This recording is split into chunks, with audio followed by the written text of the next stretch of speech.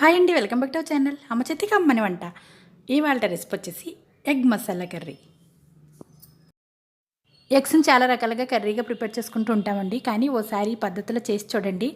Rice, biryani, పుల్కా, చపాతీ, జీరా rice, పుదీనా rice, మనం rice items ఎక్కువగా చేసుకుంటుంటాం కదా, అటువంటి రైస్లోకి ఇటువంటి కర్రీలు చాలా బాగుంటాయి. ఎన్ని తిన్నా కానీ బోరు కొట్టకుండా కర్రీ అయితే టేస్ట్ చాలా బాగుంటుంది. మీరు కూడా ఓసారి ఈ పద్ధతిలో ట్రై చేయండి. ముందుగా ఎగ్స్ని ఉప్పేసి ఉడకబెట్టాలండి. జార్లోకి చిన్న అల్లం ముక్క, 3 పచ్చిమిరపకాయలు, కాస్త కొత్తిమీర, పుదీనా, కొన్ని జీడిపప్పు పలుకులు, ఫుల్ టేబుల్ స్పూన్ జీలకర్ర, ఫుల్ టేబుల్ స్పూన్ ధనియాలు, 4 వెల్లుల్లి రేఖలు, ఒక పాయ కట్ చేసిన ఉల్లిపాయ వేసి మెత్తగా మిక్సీ పట్టాలి. ఈ విధంగా మిక్సీ పట్టిన తర్వాత ఈ మిశ్రమాన్ని పక్కన ఉంచేసేయండి. ఇప్పుడు ముందుగా ఉడికించిన ఎగ్స్ని చూద్దాం. ఎగ్స్ని ఒలిచేటప్పుడు మనకి తొందరగా రావాలి అంటే ఎగ్స్ని ఉడికించేటప్పుడు ఫ్లేమ్ని లో ఫ్లేమ్లో పెట్టి సాల్ట్ వేసి ఉడికించాలండి. అప్పుడు అవి బాగా ఉడికి మనకి తొందరగా వచ్చేస్తాయి. ఎగ్స్ని ఉడికించేటప్పుడు హై ఫ్లేమ్లో పెట్టి ఉడికిస్తే అవి పగుళ్ళు కింద వచ్చేసి మనకి సరిగ్గా రావు. ఎగ్స్ని ఒలిచిన తర్వాత ఈ ఎగ్స్ని 2 పీసెస్ లాగా కట్ చేయండి. అన్నింటినీ ఇదే విధంగా కట్ చేసుకున్న తర్వాత వీటిని పక్కన ఉంచేసేయండి. నేనైతే 5 గుడ్లను తీసుకున్నాను. మీరు ఇంకా ఎక్కువ తీసుకోవచ్చు, లేదంటే తగ్గించుకోవచ్చు కూడా.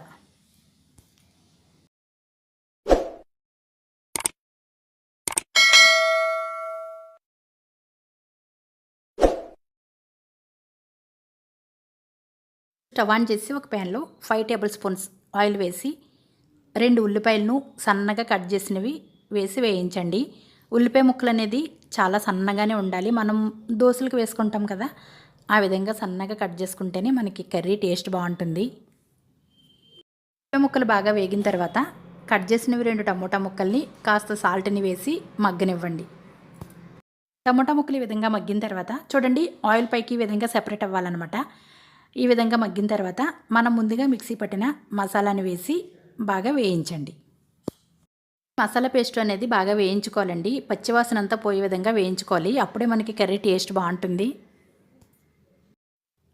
ఇంకా దీనిలో 1/2 టేబుల్ స్పూన్ పసుపు, 2 టేబుల్ స్పూన్స్ కారం, టేస్ట్కి సరిపడా salt, 1/2 table spoon garam masala, 1/2 table spoon మిరియాల పొడిని వేసి ఒకసారి బాగా కలిపేసేయండి. కారం వేసేటప్పుడు చూసి వేసుకోండి, ఎందుకంటే మనం మసాలాలో ఫస్ట్ పచ్చిమిరపకాయలు వేసాము, మిరియాల పొడి కూడా వేస్తున్నాం కాబట్టి కొంచెం స్పైసీగా ఉండే అవకాశం ఉంటుంది. స్పైసీని ఇష్టపడే వారికి అయితే సరిపోతుందండి. కారాన్ని కొంచెం చూసి వేసుకోండి. ఈ విధంగా బాగా దగ్గరికి అయిన తర్వాత ఇప్పుడు ఒక గ్లాస్ వాటర్ని వేసి ఒకసారి బాగా కలిపేసేయండి. ఇంకా దీనిలో కాస్త కసూరి మేతి కానీ కొత్తిమీర తురుము కానీ వేసుకుని ఫ్లేమ్ని లో ఫ్లేమ్లో పెట్టి మూత పెట్టేసి దగ్గరికి మరగనివ్వండి. ఈ విధంగా కాస్త దగ్గరికి అయిన తర్వాత ఒకసారి టేస్ట్ చూసి ఉప్పు కారం ఏదైనా తక్కువ అనిపిస్తే చూసి వేసుకోండి. ఈ విధంగా దగ్గరికి అయ్యి పైకి ఆయిల్ సెపరేట్ అయిన తర్వాత ఎగ్స్ని ఒక్కొక్కటిగా వేసి గరిటె పెట్టి కదపకుండా అలా ఉంచేసేయండి. ఎగ్స్ వేసిన తర్వాత గరిటె పెట్టి కదపకండి. కదపడం వల్ల ఆ శనంతా కర్రీ అంతా స్ప్రెడ్ అయిపోతుంది. ఆ పాత్రను పైకి కిందకి కదుపుతూ ఉండండి. దగ్గరికి అయిన తర్వాత ఒక 3 నిమిషాల పాటు ఉంచి స్టవ్ ఆపేసేయండి. కర్రీని ఈ విధంగా తిప్పడం వల్ల అడుగు అంటకుండా ఉంటుందండి. ఎగ్స్ కూడా విడిపోకుండా ఉంటాయి.